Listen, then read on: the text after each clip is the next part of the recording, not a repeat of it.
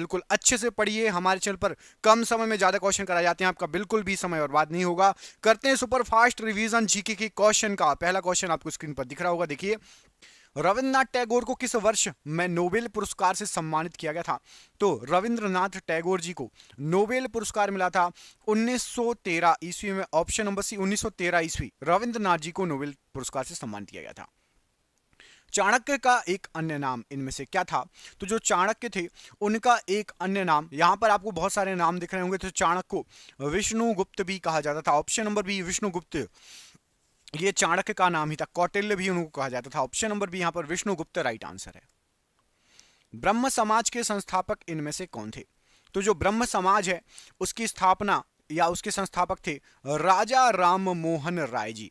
यहां पर आपको ऑप्शन नंबर ए में राजा राम मोहन राय जी दिख रहा है, वो बिल्कुल सही आंसर है ब्रह्म समाज के संस्थापक के तौर पर। सुभाष चंद्र बोस जी के पिता का नाम क्या था? तो सुभाष चंद्र बोस जी जो थे उनके पिताजी का नाम था जानकी नाथ बोस। यहां पर option number B Janaki Nath Bose right answer है प्रश्न के लिए। अंतिम मुगल सम्राट इनमें से कौन था? यहां पर आपको जो ऑप्शन दिए गए हैं, तो आखिरी मुगल सम्राट, अंतिम मुगल सम्राट बहादुर शाह थे। यहां पर आपको जो ऑप्शन दिए गए हैं option number D Bahadur Shah प्रश्न के लिए बिल्कुल सही आंसर हो जाएगा। दीन ए इलाही किसके द्वारा प्रचारित किया गया था? तो दीन ए इलाही ये प्रचारित किया गया था, अकबर ने एक नया धर्म लॉन्च किया था। ऑप्शन नंबर सी अकबर दीन ए इलाही के लिए जाने जाते हैं। ऑप्शन नंबर यहां पर सी राइट आंसर है। सीमांत गांधी इनमें से किसको कहा जाता है? तो सीमांत गांधी यहां पर आपके जो ऑप्शन दिए गए हैं राइट आंसर हो जाएगा खान अब्दुल गफ्फार खान।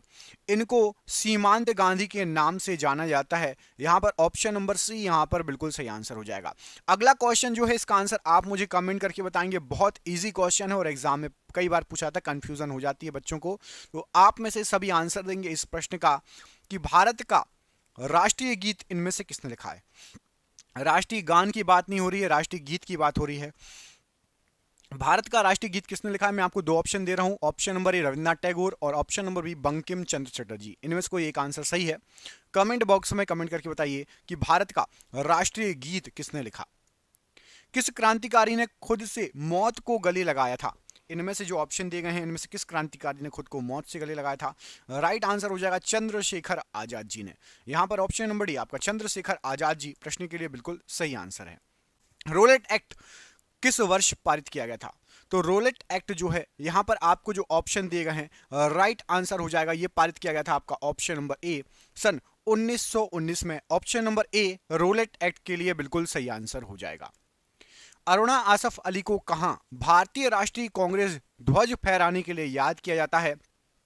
तो अरुणा आसफ अली ने जो ऑप्शन दिए गए हैं उसमें से राइट आंसर हो जाएगा भारत छोड़ो आंदोलन के दौरान जो है राष्ट्रीय ध्वज फहराया था। ऑप्शन नंबर डी भारत छोड़ो आंदोलन, याद रखना अरुणा आसफ अली।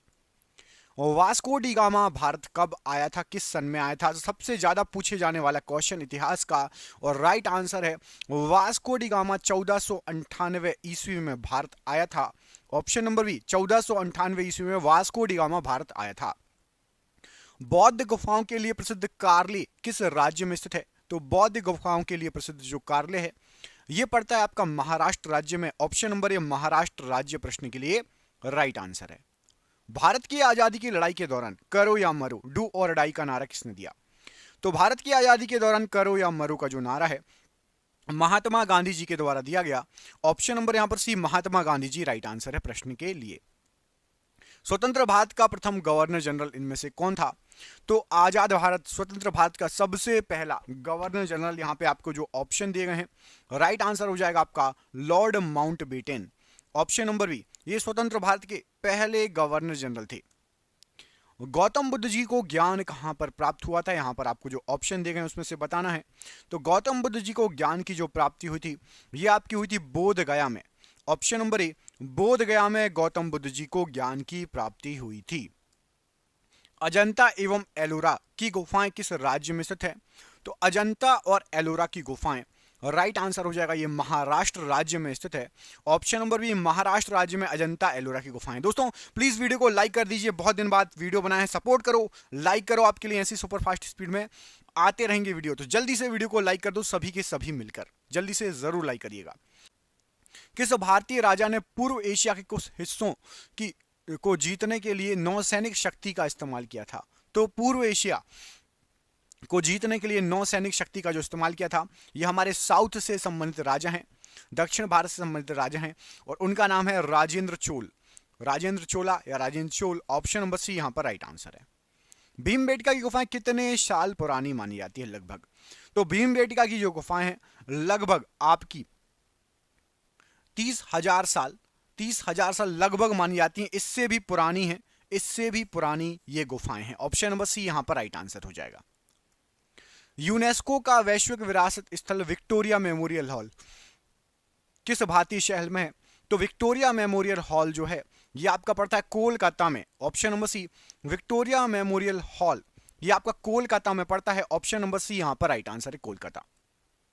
स्वतंत्रता पूर्व भारत में भारतीय राष्ट्रीय कांग्रेस की पहली महिला अध्यक्ष कौन थी?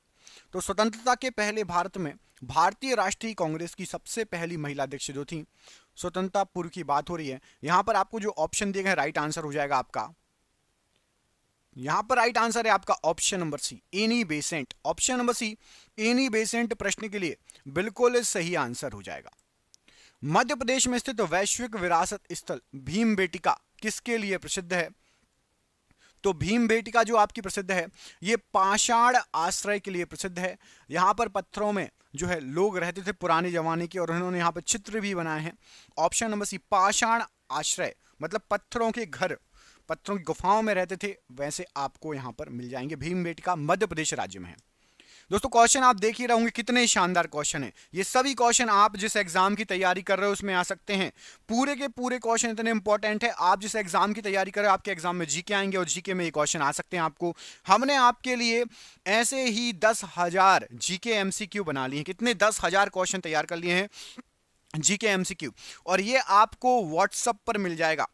नीचे दिए गए नंबर पर मेरा व्हाट्सएप है, उस पर आपको मिल जाएगा। ये पीडीएफ आपकी 300 रुपए की है, लेकिन अभी एग्जाम चल रहे हैं, एग्जाम आने वाले हैं, इसलिए सभी स्टूडेंट को सिर्फ 99 रुपए 99 में आपके रिचार्ज आप कराते हो महीने के, उससे भी कम रेट में आपको ये मिल रहा है। व्हाट्सएप पर पीडीएफ मिल जाएगी, व्हाट्सएप पर आप किताब जैसे पढ़ सकते हो, मोबाइल में इसको पढ़ सकते हो। तो नीचे दिए गए नंबर पर व्हाट्सएप है, व्हाट्सएप पर मैसेज कर लेना आप लोग। नीचे जो नंबर दिया गया है व्हाट्सएप पर मैसेज करके ज्यादा अधिक जानकारी आप प्राप्त कर सकते हैं, जिसको भी चाहिए है। पूरे चांसेस हैं, 10,000 क्वेश्चन बहुत होते हैं, आपके एग्जाम में फंस सकते हैं, तो अच्छे से इन क्वेश्चनों को कर लेना। ठीक है, चलिए अगला क्वेश्चन देखिए। बिस्मार्क ऑफ इंडिया किसे कहा जाता है? तो बिस्मार्क ऑफ इंडिया वल्लभ भाई पटेल जी, इनको बिस्मार्क ऑफ इंडिया कहा जाता है। ऑप्शन नंबर यहां पर भी वल्लभ भाई पटेल जी राइट आंसर है। महात्मा गांधी द्वारा भारत छोड़ो आंदोलन किस वर्ष में शुरू किया गया था? तो महात्मा गांधी जी के द्वारा भारत छोड़ो आंदोलन ये 1942 में स्टार्ट किया गया था, शुरू किया गया था। ऑप्शन नंबर यहां पर भी 1942 प्रश्न के लिए बिल्कुल सही आंसर हो जाएगा। शिमला समझौता 1972 पर किनके द्वारा हस्ताक्षर किए गए थे? तो शिमला समझौता 1972 इस पर इंदिरा गांधी और ZA भुट्टो के द्वारा हस्ताक्षर किए गए थे। ऑप्शन नंबर यहां पर भी इंदिरा गांधी और ZA भुट्टो राइट आंसर है प्रश्न के लिए। भारतीय स्वतंत्रता संग्राम के दौरान समाचार पत्र यंग इंडिया किसके द्वारा प्रकाशित किया गया था? तो एक समाचार पत्र है यंग इंडिया, और ये भारतीय स्वतंत्रता संग्राम के दौरान प्रकाशित हुआ था, और ये महात्मा गांधी जी ने इसको प्रकाशित किया था यंग इंडिया को। Option number C Young India Mahatma Gandhi ji के द्वारा प्रकाशित किया गया था, याद रखिएगा। भारत में पश्चिमी शिक्षा एवं अंग्रेजी भाषा शुरू करने की वकालत किसने की थी? तो भारत में पश्चिमी शिक्षा और अंग्रेजी भाषा इसकी जो वकालत स्टार्ट की गई थी राजा राम मोहन राय जी के द्वारा जो है स्टार्ट की गई थी। ऑप्शन नंबर बी राजा राम मोहन राय जी प्रश्न के लिए राइट आंसर हो जाएगा। स्वतंत्रता सेनानी भगत सिंह को किस वर्ष में फांसी दी गई थी? तो स्वतंत्रता सेनानी भगत सिंह जी जो थे इनको सन 1931 में फांसी की सजा दी गई थी। ऑप्शन नंबर बी 1931 प्रश्न के लिए राइट आंसर हो जाएगा। स्वतंत्र भारत में भारतीय राष्ट्रीय कांग्रेस की पहली महिला अध्यक्ष कौन थी? तो स्वतंत्र भारत की बात करें तो भारतीय राष्ट्रीय कांग्रेस की सबसे पहली महिला अध्यक्ष थी आपकी। स्वतंत्र भारत की बात हो रही है, यहां पर आपको जो ऑप्शन दिए गए हैं तो यहां पर याद रख लीजिएगा क्वेश्चन थोड़ा इसमें एक क्वेश्चन और आता है। यदि आपको आ जाए कि कौन सी भारतीय महिला सबसे पहले भारतीय राष्ट्रीय कांग्रेस की अध्यक्ष बनी, तो उसका आंसर आएगा आपका सरोजिनी नायडू। सरोजिनी नायडू जी 1925 में अध्यक्ष बन गई थी, लेकिन वो स्वतंत्रता के पहले बनी थी, याद रखना, ठीक है।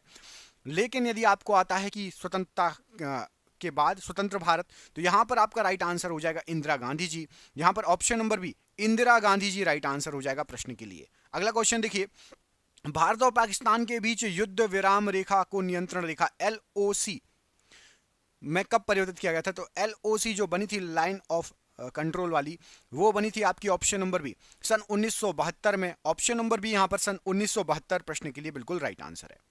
श्रवणबेलगोला कहां पर स्थित है? तो श्रवणबेलगोला जो पड़ता है ये आपका पड़ता है कर्नाटका में। यहां पर ऑप्शन नंबर डी कर्नाटका में है श्रवणबेलगोला, याद रखिएगा। निम्नलिखित में से कौन से स्थान को अद्वितीय प्राकृतिक पर्यावरण होने की वजह से यूनेस्को द्वारा 1985 में वैश्विक विरासत स्थल घोषित किया गया था? तो यूनेस्को द्वारा वैश्विक विरासत स्थल जो घोषित किया गया था, यहां पर जो ऑप्शन दिए गए उसमें से मानस वन्यजीव अभ्यारण्य असम में पड़ता है, option number B. Option number B यहां पर प्रश्न के लिए राइट आंसर है। नालंदा विश्वविद्यालय के पुनरुत्थान में महत्वपूर्ण भूमिका किसने निभाई थी? तो नालंदा विश्वविद्यालय के पुनरुत्थान में महत्वपूर्ण भूमिका अमर्त्य सेन के द्वारा निभाई गई थी। ऑप्शन नंबर यहां पर D Amartya Sen right answer है। 1905 में बंगाल के विभाजन का आदेश किसके द्वारा दिया गया था? तो सन था 1905 और बंगाल के विभाजन का जो आदेश दिया गया था लॉर्ड कर्जन के द्वारा दिया गया था। ऑप्शन नंबर ए लॉर्ड कर्जन राइट आंसर है। महात्मा गांधी कौन से व्यक्ति को अपना राजनीतिक गुरु या उपदेशक मानते थे? तो महात्मा गांधी जी राजनीतिक गुरु या उपदेशक गोपाल कृष्ण गोखले जी को मानते थे। Option number A Gopal Krishna Gokhale ji प्रश्न के लिए राइट आंसर है। निम्नलिखित में से कौन सा एक इस समूह से संबंधित नहीं है? तो यहां पर आपको जो ऑप्शन दिए गए इसमें से गेटवे ऑफ इंडिया, बुलंद दरवाजा, आगरा फोर्ट और जोधाबाई महल में से गेटवे ऑफ इंडिया इन समूह से अलग है। अब आप कमेंट करके बताओ कि बुलंद दरवाजा, आगरा फोर्ट, जोधाबाई का महल और गेटवे ऑफ इंडिया इनमें क्या फर्क है? गेटवे ऑफ इंडिया क्यों अलग है? कमेंट करके बताइएगा, देखते हैं किस किसको आता है। महाभारत में उल्लिखित कुरुक्षेत्र नामक प्रसिद्ध युद्ध स्थल कहां पर है? तो महाभारत में उल्लिखित कुरुक्षेत्र ये जो आपका पड़ता है, यहां पर जो ऑप्शन दिए गए उसमें से अंबाला शहर, ऑप्शन नंबर डी अंबाला शहर के निकट, ऑप्शन नंबर डी यहां पर राइट आंसर है। हिंदुस्तान सोशलिस्ट रिपब्लिकन एसोसिएशन की स्थापना किसके द्वारा की गई थी? तो हिंदुस्तान सोशलिस्ट रिपब्लिकन एसोसिएशन, यहां पर आपको जो ऑप्शन दिए गए हैं राइट आंसर हो जाएगा भगत सिंह के द्वारा इसकी जो है स्थापना की गई थी। Option number D Bhagat Singh प्रश्न के लिए बिल्कुल सही आंसर हो जाएगा। विपिन चंद्र पाल सहित 3 लोकप्रिय स्वतंत्रता सेनानी जिनको लाल बाल पाल कहा जाता था के रूप में जाने जाते थे, उनमें से 2 कौन कौन है? तो पाल से विपिन चंद्र पाल हो गए, लाल और बाल कौन है? तो लाल से हैं आपके लाला लाजपत राय और बाल से हैं बाल गंगाधर तिलक। तो ऑप्शन नंबर बी यहां पर सही आंसर हो जाएगा, बाल गंगाधर तिलक और लाला लाजपत राय। ऑप्शन नंबर यहां पर बी राइट आंसर है। दास वंश की स्थापना किसके द्वारा की गई थी? तो दास वंश की जो स्थापना की गई थी ये कुतुबुद्दीन ऐबक के द्वारा की गई थी। यहां पर ऑप्शन नंबर 1 कुतुबुद्दीन ऐबक, इनके द्वारा दास वंश की स्थापना की गई थी। ऑप्शन नंबर ए यहां पर राइट आंसर है।